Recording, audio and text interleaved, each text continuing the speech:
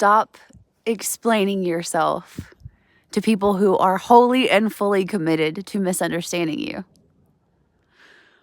It's a lesson that I recently learned that God has had to teach me the hard way, and I had to share it. In Luke 20, it's talking about, the Bible is talking about, and it came to pass that on one of those days, as he taught the people in the temple and preached the gospel, the chief priests and scribes came upon him with the elders. These people came upon Jesus, and they were literally demanding answers from him. They said, and spake unto him, saying, Tell us, by what authority doest thou these things? Or who is he that gave thee this authority? First of all, can you imagine demanding answers from the Son of God, from Jesus Christ? God made flesh, the Word. But I love this, his response. He says that he answered unto them, I will also ask you one thing, and answer me. The baptism of John, was it from heaven or of men?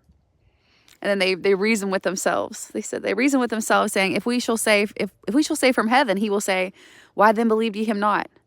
And if we say of men, all the people will stone us, for they be persuaded that John was a prophet.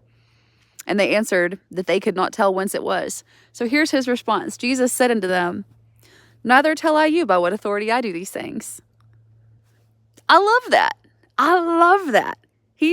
Jesus knew that they were trying to trip him up. He knew that they were tempting him. They were literally trying to use his words against him, trying to use his answer against him. It was a setup. And he knew. He had the best discernment that it could even be possible.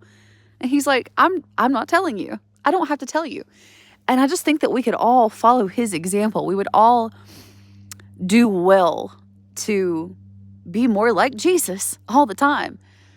Because there are people who are so fully committed to misunderstanding you that they never will. That's not going to change.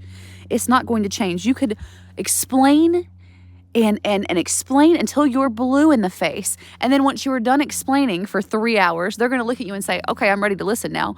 What was it you were saying? What's your point? What do you need? That's crazy making spirits. That's what that is. That's crazy making. Those people are energy vampires.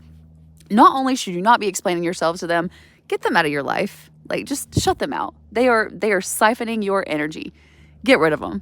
Be like Jesus. Be like Jesus. And then I love the next verse also. It says, then he began to speak to the people this parable. He went right back to what he was doing. He was not about to waste time on these chief priests and scribes. He was done. Be like Jesus.